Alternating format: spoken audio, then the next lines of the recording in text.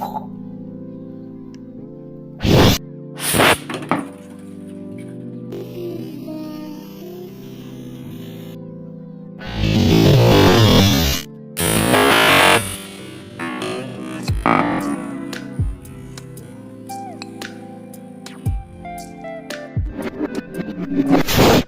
दोस्तों कैसे हो आप लोग?